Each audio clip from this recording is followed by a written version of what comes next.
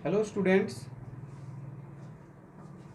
आज हम अपना एक नया टॉपिक डिस्कस करेंगे जिसका नाम है ईएम वेव्स। ईएम वेव या इसको बोलते हैं इलेक्ट्रोमैग्नेटिक वेव्स।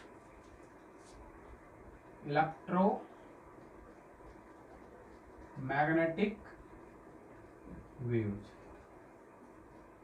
ये ठीक है। तो हमारा ये अगला चैप्टर है, नेक्स्ट चैप्टर है। अब तक जैसे मान लो हम वैसे बोर्ड के अनुसार यदि बात करते हैं तो पहली यूनिट हमने इलेक्ट्रोस्टैटिक्स पढ़ ली थी, दूसरी करंट इलेक्ट्रिसिटी पढ़ ली, तीसरी magnetic effect of current and magnetism earth magnetism वो पढ़ लिया, और फोर्थ जो यूनिट है उसके अंदर ईएमआई और एसी कर लिया। ठीक है। अब तक हमने क्या क्या इलेक्ट्रोस्टैटिक्स पढ़ ली, इलेक्ट्रोस्टैटिक्स ये हमने कर लिया, करंट इलेक्ट्रिसिटी करंट इलेक्ट्रिसिटी ये हमारा हो गया, magnetic effect of current and magnetism ये हमने कर लिया, और ईएमआई एंड एसी ये हमने कर लिया। ठीक है, ये चीजें हम कर चुके। यूनिट फर्स्ट का हो, इसे यूनिट सेकंड का हो, थर्ड का हो, फोर्थ का हो, इसको फिफ्थ यूनिट आप कह सकते हैं, या चैप्टर जो भी नाम दे रखा है बुक के अंदर वो उसके अकॉर्डिंग ले सकते हैं। तो अगली यूनिट है हमारी इलेक्ट्रोमैग्नेटिक वेव्स, और इसके अंदर जो हमारा पहला टॉपिक है, जैसे या तो दो बातें कर सकते हैं कि भाई इलेक्ट्रोमैग्नेटिक वेव्स होती क्या है वो डिस्कस कर लो पहले, ठीक है, या हम एक पहला टॉपिक डिस्कस कर ले उसके बाद इलेक्ट्रोमैग्नेटिक वेव्स की डेफिनेशन पे आ जाएं और इसकी प्रॉपर्टीज पे आ जाएं। तो एक पहला टॉपिक ही डिस्कस कर लेते हैं, डिस्प्लेसमेंट करंट का। डिस्प्लेसमेंट करंट, अब तक आपने जो पढ़ा था, जो सुना था, वो पढ़ा था कंडक्शन करंट।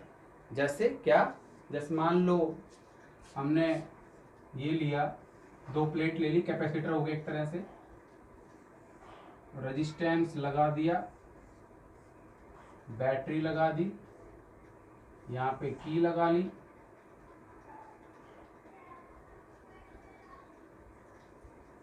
ठीक है, और जैसे ही की को क्या करेंगे, प्रेस करेंगे, इसके अंदर करंट फ्लो होना शुरू हो जाएगा। ठीक है, अब इसको दो बातों से यहां हम समझ सकते हैं डिस्प्लेसमेंट करंट को। मैक्सवेल ने एक एक्सपेरिमेंट किया था, किसने, मैक्सवेल ने। और मैक्सवेल ने क्या किया कि करंट इसके अंदर फ्लो कर रहा है, तो यहाँ पे क्लोज्ड लूप ली, यहाँ पे एक लूप ले ली, और आप जानते हैं जब किसी वायर के अंदर करंट फ्लो होता है तो उसके अराउंड क्या होता है, magnetic field. Means current creates magnetic field, ये कह सकते हैं, करंट क्रिएट्स मैग्नेटिक फील्ड। ठीक है या नहीं है, flow of current creates magnetic field. एक बात हुई। अब यहां से मान लो एक क्लोज लूप ली, सपोज C1 कह दिया, इसको क्या कह दिया, C1, तो B डॉट DL कौन से लॉ से, एम्पियर सर्किटल लॉ से, according to Ampere circuital law. Ampere circuital law क्या होता है, एक चीज यहां से मैंने लिखी, करंट क्रिएट्स मैग्नेटिक फील्ड, हो गया। According to Ampere circuital law क्या होता है, line integral of magnetic field B dot DL is equal to mu naught times of current flow. हो गया नहीं हो गया, ठीक है। अब जैसे मैक्सवेल ने यहाँ पे एक मैग्नेटिक निडल रखी, समझ रहे हो ना, कंपास निडल रख ली, और जब वो करंट फ्लो होगा तो उसके अराउंड क्या होगा, जैसे ये वायर है इसके अंदर करंट फ्लो कर रहा है, यहाँ पे कंपास निडल रखोगे तो वो क्या हो जाएगी, डिफ्लेक्ट हो जाएगी। और ऐसे ही उसने कंपास निडल इनके बीच में रख ली। कहाँ रख ली? इसके बीच में। करंट को ऑन और ऑफ किया तो वो भी क्या हो गई? डिफ्लेक्ट हो गई। या ये कह सकते हैं यहाँ पे एक लूप ले ली दूसरी C2, तो यहाँ पे एम्पियर सर्किटल लॉ क्या कहता है? ये C1 के लिए हो गई और C2 किसके बराबर? करंट है ही नहीं, करंट है ही नहीं, तो कितना आएगा? 0। कितना आएगा? 0। बट जब ये बहुत ही पास पास है, infinitely close to each other, एक तरह से मटका टाइप हो गया, infinitely close to each other, C1 and C2 very close to each other, तो क्या होना चाहिए? B डॉट DL C1 बराबर होना चाहिए B डॉट DL क्या? C2। तो यहां पे एम्पियर सर्किटल लॉ के अंदर कंट्रोवर्सी आई। ठीक है, यहां पे एम्पियर सर्किटल लॉ में क्या आई? कंट्रोवर्सी आई। So there is a contradiction. So there is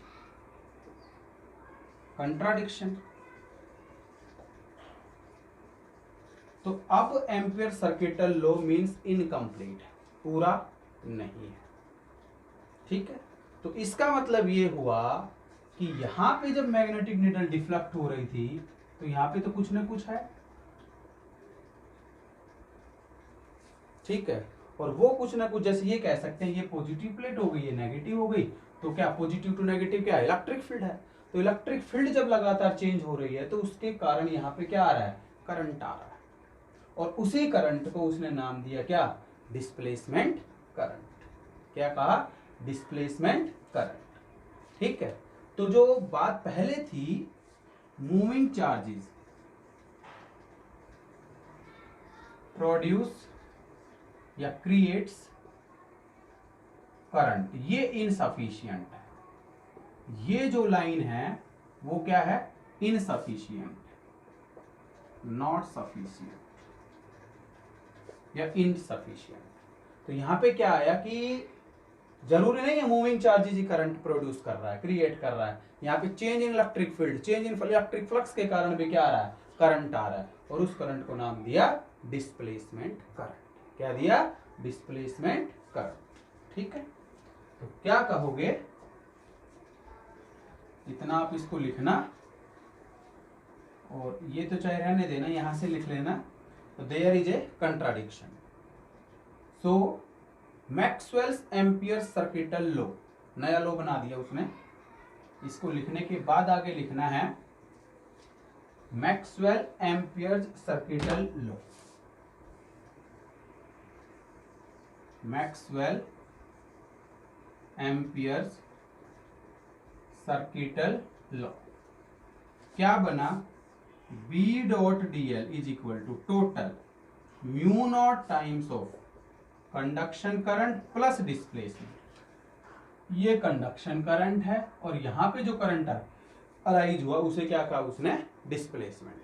ठीक है, तो डिस्प्लेसमेंट करंट क्या कहोगे? That current which arises due to change in electric field or electric flux is called displacement current। हमने उसे क्या, उसने उसे क्या कहा? मैक्सवेल ने डिस्प्लेसमेंट करंट। ये एक्सपेरिमेंट जो है वो मैक्सवेल ने किया। तो यहां से अब एम्पियर सर्किटल लॉ कंप्लीट हुआ है। मींस यहां भी करंट और यहां भी करंट। यहां करंट IC है, और यहां टोटल हो गया C1 प्लस C2 के लिए, दोनों के लिए टोटल हो गया C1 प्लस C2 के लिए। तो क्या आ गया? Mu naught IC plus ID, और ID को नई बात नहीं है, वो कंडक्शन करंट के बराबर ही होता है। और ID देखो क्या है? इलेक्ट्रिक फील्ड के चेंज होने से आया, तो ये आईडी का फॉर्मूला जो होता है वो डिस्प्लेसमेंट करंट जो होता है वो होता है epsilon naught D phi E by D T. I D है displacement current, epsilon naught D phi E by D T. D phi E by D T है rate of change of electric flux. क्या है ये जो D phi E by D T है, ये है rate of change of electric flux, ये ठीक है।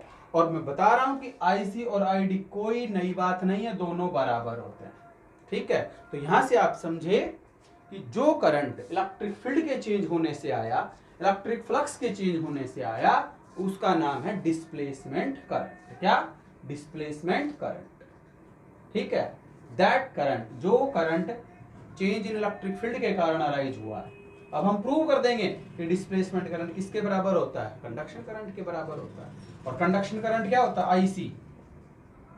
आईसी होता है rate of flow of charge, dq by dt। अब ये दोनों बराबर है, कैसे वो सुन लो, इतना लिख लो।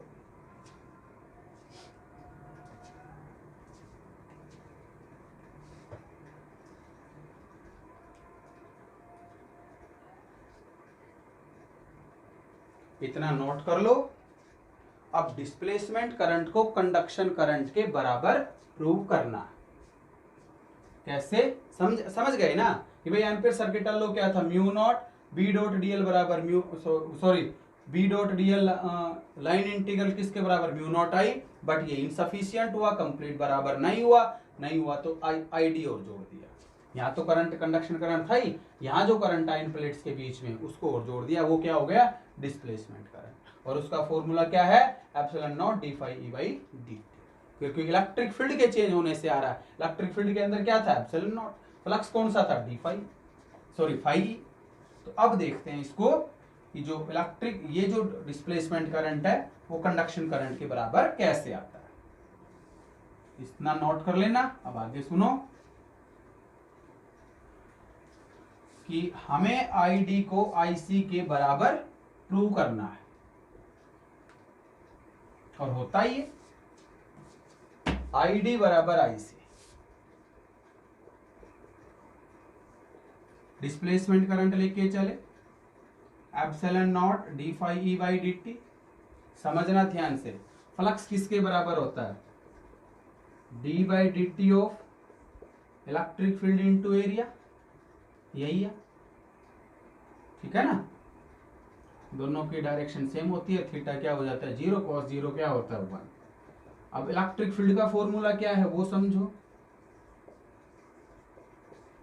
सिग्मा बाई एप्सिलॉन नॉट, ये भी पढ़ा होगा। दो प्लेट्स के बीच में गॉस थ्योरम की एप्लीकेशन थी, एक पॉजिटिव प्लेट और एक नेगेटिव प्लेट। उन दोनों के बीच, इधर भी इलेक्ट्रिक फील्ड 0 होती है, इधर भी 0 होती है। दोनों प्लेट्स के बीच में जो इलेक्ट्रिक फील्ड होता है वो क्या होता है? सिग्मा बाई एप्सिलॉन नॉट, ठीक। एप्सिलॉन नॉट को बाहर ले आओ, कट गया। सिग्मा का फॉर्मूला होता है क्यू बाई ए। सिग्मा क्या है? Surface charge density. सिग्मा क्या है? Surface charge density. और सरफेस चार्ज डेंसिटी का फॉर्मूला होता है चार्ज पर यूनिट एरिया। क्योंकि 3 तरह की चार्ज डेंसिटी हमने पढ़ी थी, एक तो line linear charge density, lambda बराबर क्या है? Q by L. Surface charge density sigma बराबर क्या है? क्यू बाई ए। और वॉल्यूम चार्ज डेंसिटी क्या? रो, क्यू बाई वी। 3 तरह की चार्ज डेंसिटी हमने डिस्कस की थी। जैसे लैम्डा थी क्या थी? Q by L. और रो क्या थी? Q by we. बट वो हमें नहीं चाहिए, फिलहाल हमें ये चाहिए sigma charge per unit area, उसको मैंने यहाँ पे यूज कर लिया, ठीक है।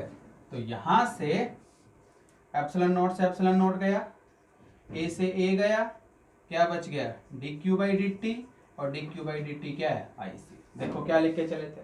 Displacement current I d, epsilon naught D phi E by D t किसके बराबर आ गया? कंडक्शन करंट के बराबर, ठीक है। तो यहां से आईसी बराबर क्या हो गया? आईडी हो गया।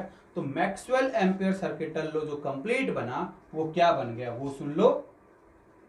मैक्सवेल एम्पियर सर्किटल लॉ जो बना वो ये बना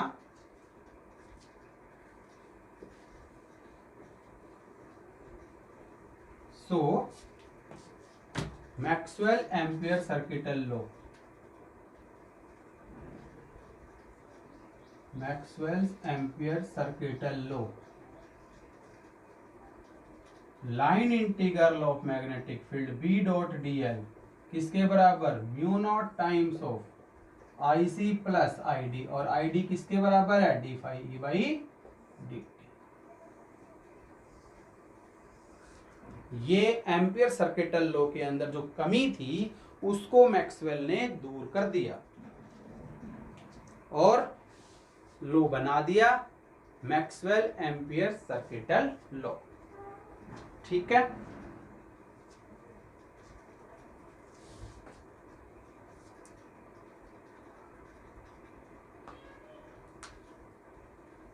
ठीक है।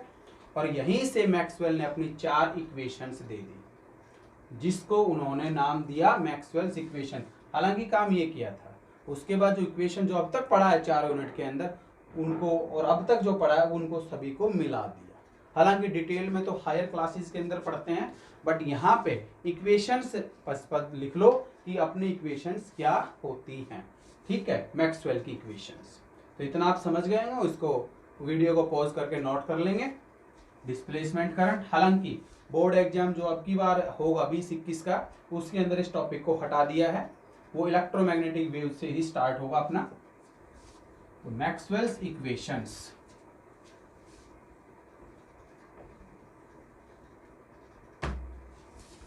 मैक्सवेल्स इक्वेशंस, मैक्सवेल्स ने इक्वेशन दी अपनी 4, कौन कौन सी, पहली ये दी Gauss theorem in electrostatics, E dot D S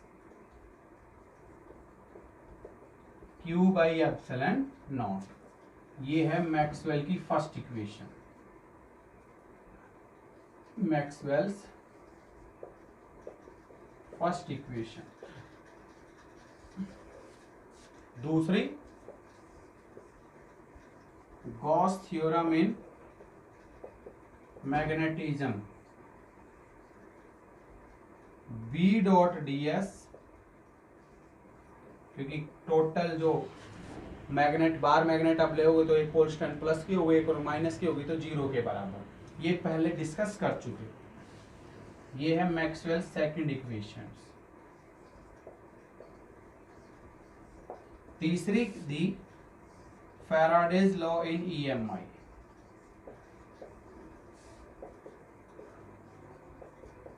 वो होता है इंड्यूस्ड ईएमएफ, ई बराबर minus d phi by D t. यहां पे जो फाई भी है वो मैग्नेटिक फ्लक्स है। ठीक है, ई बराबर d phi by D T, ये जो फाई भी है वो मैग्नेटिक फ्लक्स है। ये मैक्सवेल्स थर्ड इक्वेशन।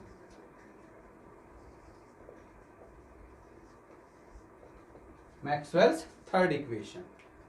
और लास्ट जो उसने अब काम किया है जिस पे, वो है Maxwell's ampere circuital law, Maxwell ampere circuital law. वो है बी डॉट डी एल इसके बराबर mu naught of I C plus I D, और आई डी है epsilon naught D phi E by D t. Check कर लेते हैं, यहां तक आ रहा है क्या? हाँ आ रहा है। Which is Maxwell's fourth equation. ये है मैक्सवेल्स फोर्थ इक्वेशन, ये आ गया। और जो इंड्यूस्ड ईएमएफ है इसको भी लिख सकते हो यहां से, ये भी बराबर होता है ई डॉट डी एल के। यहाँ पे जो कैपिटल ई है वो इलेक्ट्रिक फील्ड है, और ये जो ई है वो ईएमएफ है, इंड्यूस्ड ईएमएफ, और ये जो कैपिटल ये ई है वो इलेक्ट्रिक फील्ड है, ये मैग्नेटिक फील्ड है। तो ये 4 इक्वेशन यहां से मैक्सवेल ने दी, चारों को नोट कर लो। इन्हें हम कहते हैं मैक्सवेल्स इक्वेशंस। क्या कहोगे? Maxwell's equations. ये मैक्सवेल्स इक्वेशंस हैं। तो डिस्प्लेसमेंट करंट हुआ। अब आते हैं तो डिस्प्लेसमेंट करंट जो सिलेबस है 20-21 का 2020-21 का, उसमें टॉपिक ये हटा दिया है अब की बार। तो इसको आप वैसे ही समझ लेना, हालांकि आगे जैसे कंपटीशन एग्जाम में काम आ सकता है, तो इसलिए हमने डिस्कस कर दिया है। ईएम वेव्स, अब बात करेंगे ईएम वेव्स की। इलेक्ट्रोमैग्नेटिक वेव्स होती क्या है, इनको आप नोट कर लेंगे। वीडियो को पॉज करके यहाँ से नोट्स साथ साथ बनाते चलना है, इस बात का आपको ध्यान रखना है। अब इलेक्ट्रोमैग्नेटिक वेव्स, ईएम वेव्स क्या होती है।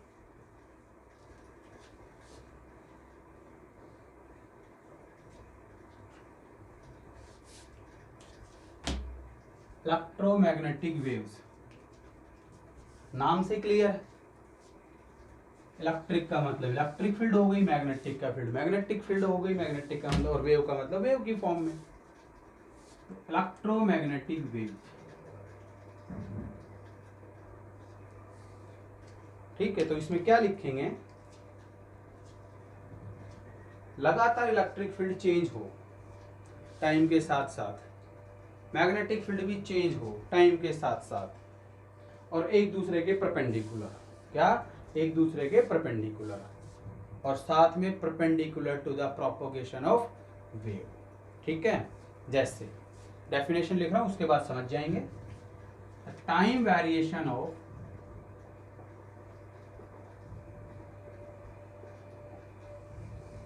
Electric field and magnetic field mutually perpendicular to each other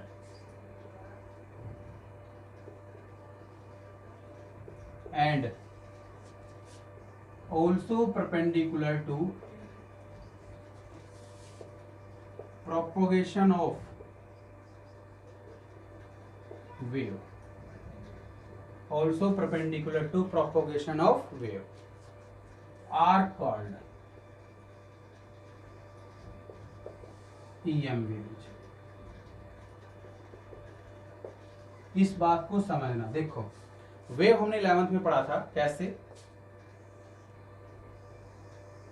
ये एक्स एक्सिस ले लिया, ये वाई एक्सिस ले लिया, और ये जेड एक्सिस ले लिया, ये ओरिजिन है यहां से। एक्स एक्सिस में मान लो मैंने प्रोपोगेशन ऑफ वेव लिया, जिधर वेव ट्रेवल कर रही होती है, एक तरह से ये कह सकते हैं प्रोपोगेशन ऑफ वेव। ठीक है, इलेक्ट्रिक फील्ड को मान लिया वाई एक्सिस में, तो किस तरह से रिप्रेजेंट किया, टाइम वेरिएशन, तो इस तरह से हो गई, हो गई। तो अलोंग वाई एक्सिस है electric field, electric field along क्या हो गई, वाई एक्सिस हो गई। देखो तो क्या एक्स एक्सिस के परपेंडिकुलर नहीं हो गई, एक बात हो गई। Electric field perpendicular to the propagation of wave, यहां से देखो electric field perpendicular to the propagation of wave, हो गई एक बात। कि जो इलेक्ट्रिक फील्ड है वो जा रही है वाई एक्सिस में, और प्रोपगेशन ऑफ वेव वो किधर है, एक्स एक्सिस में, तो इलेक्ट्रिक फील्ड हो गई। अब मैग्नेटिक फील्ड भी perpendicular to propagation of wave, और साथ में मैग्नेटिक फील्ड जो है इलेक्ट्रिक फील्ड के भी परपेंडिकुलर होनी चाहिए। तो वो कौन सा एक्सिस बच गया जो इन दोनों के परपेंडिकुलर, जेड एक्सिस ऐसे है, यूं कौन सा बच गया, जेड एक्सिस। तो मैग्नेटिक फील्ड कहां चली जाएगी, जेड एक्सिस में। ये प्रूव भी करेंगे, ये मैग्नेटिक फील्ड जेड एक्सिस है, जेड एक्सिस के अलोंग बनानी है ऐसे।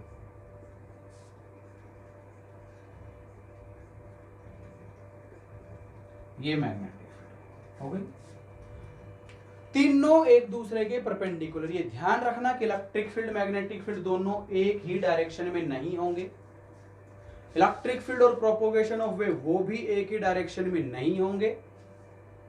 ठीक है, कोई भी दो एक डायरेक्शन में नहीं होगी, तीनों एक दूसरे के परपेंडिकुलर होंगे। मान लो थोड़ी देर के लिए वाई एक्सिस के अलोंग प्रोपोगेशन ऑफ वेव लेते हैं, तो इलेक्ट्रिक फील्ड कहां है, एक्स एक्सिस में, मैग्नेटिक फील्ड जेड एक्सिस में। या ये भी हो सकता है कि इलेक्ट्रिक फील्ड जेड में तो मैग्नेटिक फील्ड एक्स एक्सिस में। इस तरह से तीनों को एक दूसरे के क्या परपेंडिकुलर लेना, बात ये करना।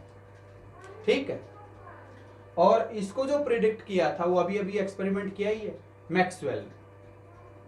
Maxwell predicted EM waves theoretically. Maxwell predicted EM waves theoretically. ठीक है, थ्योरेटिकली, हालांकि एक्सपेरिमेंट दिया था, बट हर्ट्ज ने और भी अच्छा एक्सपेरिमेंट किया था, बट नाम देते हैं कि मैक्सवेल ने ईएम वेव्स को थ्योरेटिकली प्रिडिक्ट किया। मैक्सवेल ने ईएम वेव को थ्योरेटिकली प्रिडिक्ट किया। ठीक है, और हर्ट्ज ने, ये एक नंबर में पूछा हुआ क्वेश्चन है, और हर्ट्ज ने जो फ्रीक्वेंसी यूनिट लिखते हैं ना, hertz predicted EM waves experimentally. Hertz predicted EM waves experimentally. Hertz ने ईएम वेव्स को एक्सपेरिमेंटली प्रिडिक्ट किया।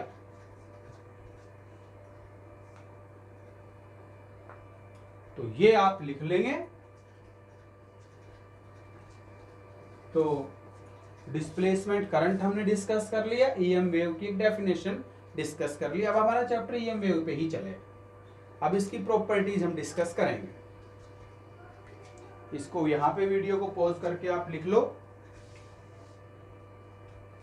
अब इसकी प्रॉपर्टीज हम डिस्कस करते हैं।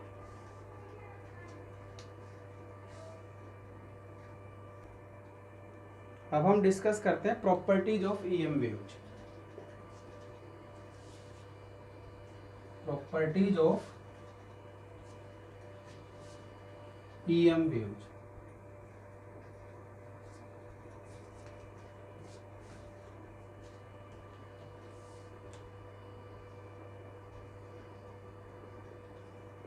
प्रॉपर्टीज ऑफ ईएम वेव्स पहली है, देखो हमने ये पढ़ा है कि ईएम वेव्स की डेफिनेशन के अंदर ईएम वेव्स क्या है? Time varying electric field and magnetic field mutually perpendicular to each other and also perpendicular to propagation of wave. तो कौन सी वेव की टाइप हुई? दो तरह की वेव हमने पढ़ी थी, एक लॉन्गिट्यूडनल वेव और एक ट्रांसवर्स। लॉन्गिट्यूडनल वेव होती है अलोंग द सेम डायरेक्शन और ट्रांसवर्स होती है परपेंडिकुलर। तो कौन सी वेव हुई? Transverse in nature. पहली है EM waves are transverse in nature.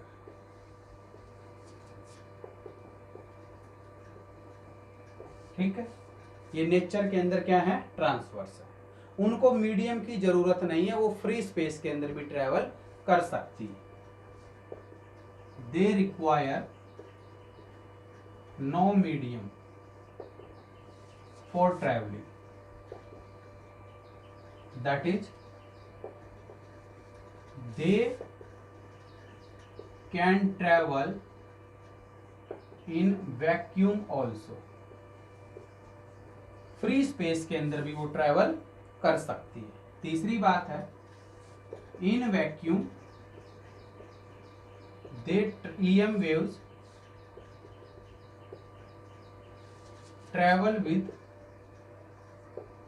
Speed of light. Speed of light C से ट्रेवल करते हैं 3 × 10⁻⁸ मीटर पर सेकेंड। और सी का फॉर्मूला होता है electric field in free space divided by magnetic field in free space. ये पहले भी मैं डिस्कस कर चुका था, साइक्लोट्रॉन जब हमने पढ़ा था, और मैग्नेटिक फील्ड के अंदर जब चार्ज पार्टिकल को पढ़ा था वहां पे लॉरेंट्ज फोर्स के केस में। और इसका फॉर्मूला ये भी होता है μ0ε0। ये कंपटीशन एग्जाम में बहुत बार आता है μ0ε0 का डायमेंशन। तो यहाँ से डायमेंशन दोनों का निकालना बेहद मुश्किल है, फिर उनको मल्टीप्लाई करना, यहाँ से निकाल लेना। ठीक है, तो C बराबर 1/μ0ε0। μ0 है magnetic permeability in free space, magnetic permeability in free space, और अच्छे से जानते होंगे इसकी वैल्यू आप। इसकी वैल्यू होती है 4π × 10⁻⁻⁷ टेस्ला एम्पियर इनवर्स मीटर। और एप्सिलॉन नॉट है electrical permittivity in free space. ये फर्स्ट यूनिट के अंदर पढ़ा था और इसकी वैल्यू होती है 8.85 into 10⁻⁻12 newton inverse metre inverse square coulomb square. तो यदि ये दोनों वैल्यूज भी आप यहाँ पे पुट करके और फिर इसको जब सोल्व करोगे तो आंसर आपका यही आएगा। आंसर आपका यही आएगा। ठीक है, ये वाला। हाँ, मीडियम के अंदर उसकी स्पीड क्या हो जाएगी, कम हो जाएगी with the speed of light. Medium की यदि बात करेंगे तो स्पीड कम हो जाएगी। कैसे, इतना नोट कर लेना। फोर्थ बात है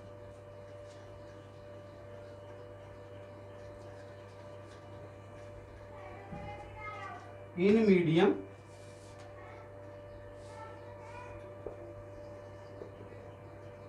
के अंदर EM waves travel with speed v less than speed of light in vacuum। ठीक है, तो v की वैल्यू c से कम होगी, वो होगा म्यू इंटू एप्सिलॉन। ठीक, म्यू की वैल्यू क्या होती है, म्यू आर होता है अपना relative, mu divided by mu naught, तो mu R into mu naught हो गया। और रिलेटिव परमिटिविटी की यदि बात करोगे एप्सिलॉन अपॉन एप्सिलॉन नॉट हो जाएगा। तो एप्सिलॉन क्या आएगा, epsilon r into epsilon naught. दोनों वैल्यूज यहां पे रखो, तो v क्या आएगा, 1 upon mu r mu naught epsilon r epsilon naught. तो v जो है वो c से कम होगा। ठीक,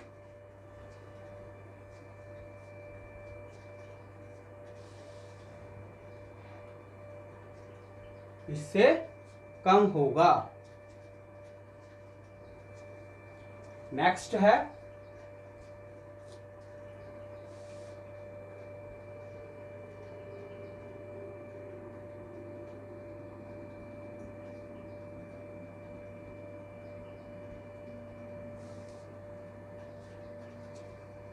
इससे अगली बात है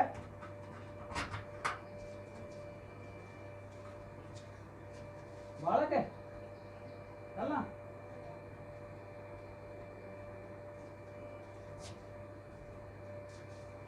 और अगली इसकी प्रॉपर्टी है फिफ्थ, इसको लिख लो। फिफ्थ प्रॉपर्टी है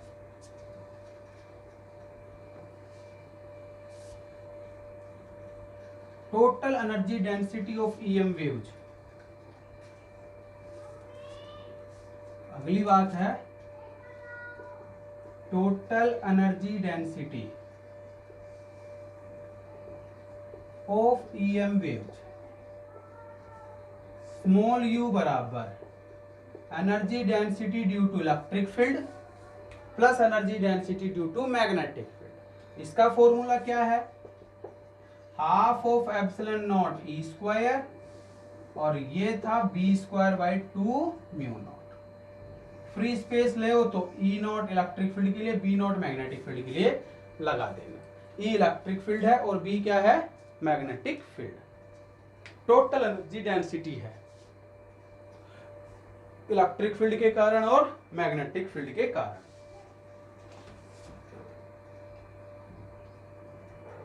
और मोमेंटम ऑफ द फोटोन है, सॉरी EM वेव्स है लीनियर मोमेंटम, जिसे हम कहते हैं linear momentum of EM waves. ये P से लिखते हैं total energy divided by speed of light. ये एनर्जी है, U एनर्जी है। देखना, स्मॉल u है energy per unit volume, capital U है टोटल एनर्जी। ये ध्यान रखना, वो इलेक्ट्रिक फील्ड और मैग्नेटिक फील्ड से डिफ्लेक्ट नहीं होती।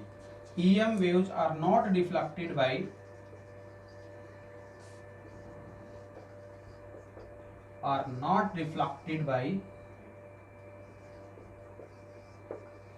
electric field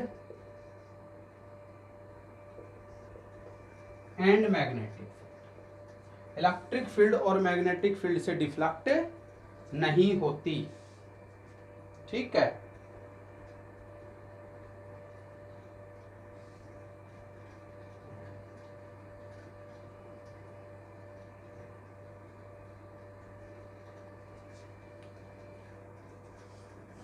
समझ गए होंगे। और एक चीज ध्यान रखना, E0 की वैल्यू B0 से बहुत ज्यादा होती है। मतलब इलेक्ट्रिक फील्ड का जो इफेक्ट है वो मैग्नेटिक फील्ड के इफेक्ट से बहुत ज्यादा होता है। ये 8 नंबर डालो तो 8 नंबर डाल देना।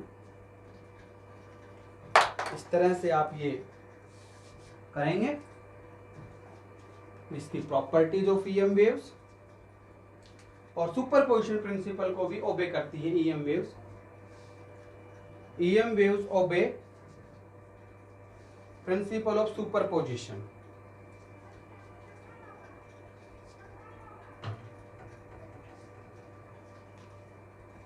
EM waves obey principle of superposition। अगली लिख देना।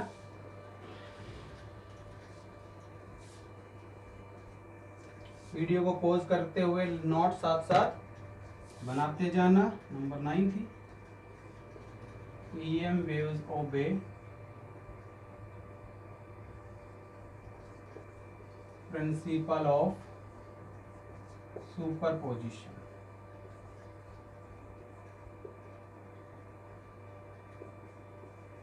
They show reflection, refraction, diffraction, ये आगे आएगा वैसे तो, पोलराइजेशन, क्योंकि पोलराइजेशन जो है ट्रांसवर्स इन नेचर का ही होता है, बाकियों का नहीं। तो ये EM वेव्स की क्या हमारी प्रॉपर्टीज हैं।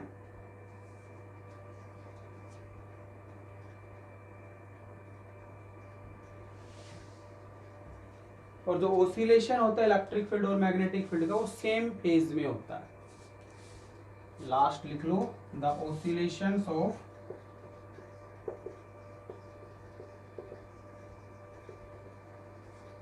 Electric field and magnetic field are in same phase. ये हुआ।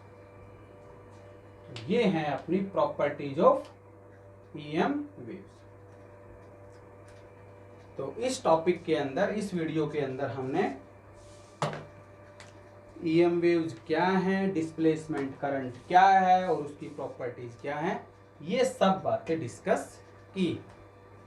और नेक्स्ट वीडियो के अंदर बाकी इलेक्ट्रोमैग्नेटिक स्पेक्ट्रम और जो रेडियो वेव्स, माइक्रोवेव जो है, इसका स्पेक्ट्रम का पार्ट, ठीक है, इंफ्रारेड, विजिबल, अल्ट्रावायलेट, एक्सरेज और गामा रेज, उसकी प्रॉपर्टी, और पेपर में बोर्ड एग्जाम में वही आना। ठीक है, बाकी हम बाद में डिस्कस करते हैं। आज के लिए इस वीडियो के अंदर इतना ही। Thank you.